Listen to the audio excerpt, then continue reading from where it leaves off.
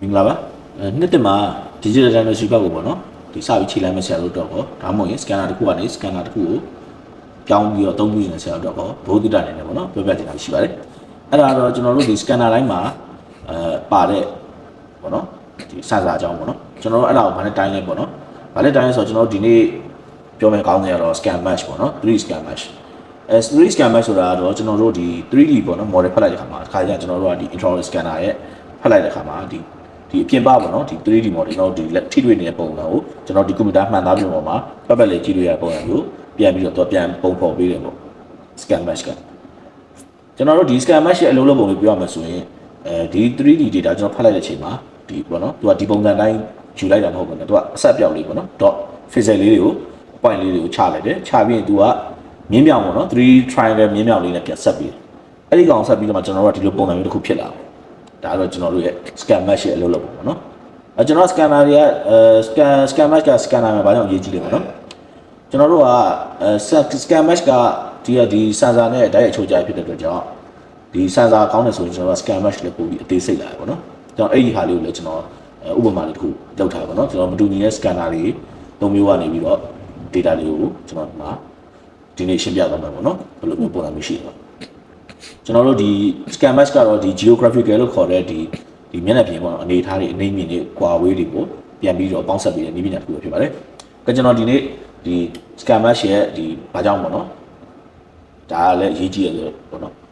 လောက်ရမှာဆိုတော့ရေးကြည့်သိထားတဲ့ knowledge ပေါ့နော်အဲ့ဒီအကြောင်းကျွန်တော်ပြောပြမယ်ပေါ့နော်တော့ scanner တွေကတော့ဒီနိုင်ငံမျိုးမျိုးဈေးမျိုးမျိုး quality မျိုးမျိုး software မျိုးမျိုးနဲ့သူတို့ကအများကြီးပေါ့ရှိတယ်ပေါ့နော်အခုလောဆယ်ဒီ digital ဆိုတော့ကတာလိုက်ဆိုတော့ intraoral scanner တွေလည်းအများကြီးထပ်ထွက်လာတယ်အဲ့တော့ဆရာတို့ကဒီရွေးချယ်တဲ့ခါမှာလည်း data ကိုပို့ပြီးတော့ကောင်းမွန်တဲ့ဖတ်နိုင်ပေါ့နော် scanner ကမြန်ုံနဲ့နေစမပြဘူးဒီ scan tab တွေကောင်းအောင်မယ် scan ဒီကျွန်တော်စနာပြောလို့ scan mesh scan sensor တွေလည်းပို့ပြီးတော့အဆင်ပြေဖို့လိုပေါ့နော်နောက်ပြီးတော့ဒီ 3D model ထုတ်ပြီးတဲ့ software တွေလည်းရေးကြည့်တာပေါ့နော် okay ကိုဒီနေ့ကျွန်တော်ဒီမှာမြင်နေရမှာ September မြင်ရမှာကဒီ real page ကိုဖတ်ထားတယ်3မှုရှိတော့ data 3မှုရှိမယ်ကျွန်တော်တချို့တစ်ပိုင်းကိုဖြတ်ထားတယ်ပေါ့နော်တိတိလေးပဲပြတ်ထားတယ်ဒီမှာဆိုရိုးရိုးပုံစံကြည့်ရမယ်ကျွန်တော်တို့ကရိုးရိုးလူသွားတွေပဲ patient တွေသွားတွေပဲ scan ဖတ်ထားတာပဲတိတာပေါ့နော်ဒါပေမဲ့ကျွန်တော်ဒီတိုင်းကြည့်လိုက်မယ်ဆိုတော့ scan data ဘယ်ဟာပိုကောင်းလဲဘယ်ဟာပိုမကောင်းဆိုတာတော်ရုံမပြောတတ်ဘူးပေါ့နော်တော့ကြည့်နေကြမဟုတ်တယ်လို့ဆိုရင်ရိုးရိုးအမြင်တော့မသိနိုင်ဘူးကျွန်တော်ဒီနေ့သုံးထား software တွေကတော့ Medic design ပေါ့နော် Medic ထဲမှာပါတဲ့ software ရောဒီ scan data တွေရဲ့အသေးစိတ်တွေ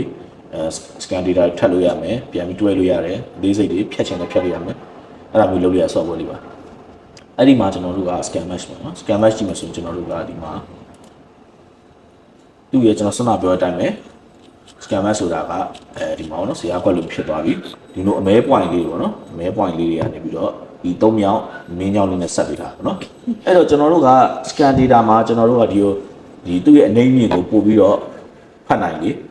သူ့ရဲ့ဒီမှာ scan ကွက် dot လေးအမဲဆက်လေးတွေပို့ပြီးများပြီးတော့ကျွန်တော်တို့က detail ပို့ကြလေရောကျွန်တော်တို့ဒီခါကျရင်ဖုန်းတွေမှာလို့ပေါ့နော် physical ပို့ကောင်းတဲ့ဟာပို့ပြီးတော့ rate တွေပဲပို့ကောင်းတယ်ပေါ့ refresh rate တွေပဲပို့ကောင်းဆက်ပြီးတော့နော်အဲ့ပုံစံမျိုးပါပဲကျွန်တော်ဒီမှာကြည့်လိုက်မယ်ဆိုရင်၃ခုကမတူတော့ဘူးပေါ့နော်ကျွန်တော်ဒီဘက်ကဘယ် scanner ဘာဘယ် scan ဘယ် scanner ဖတ်တာဆိုကျွန်တော်မပြောတော့ပါဘူးနော် okay ဒီမှာဆိုရင်တချို့ဟာတွေအကွက်ကျဲနေတာတွေ့လိမ့်မယ်ဒီမှာဆိုရင်တခြားပေါ့နော်အနေမြင့်တွေကိုတခြားကြည့်လို့ရပြီ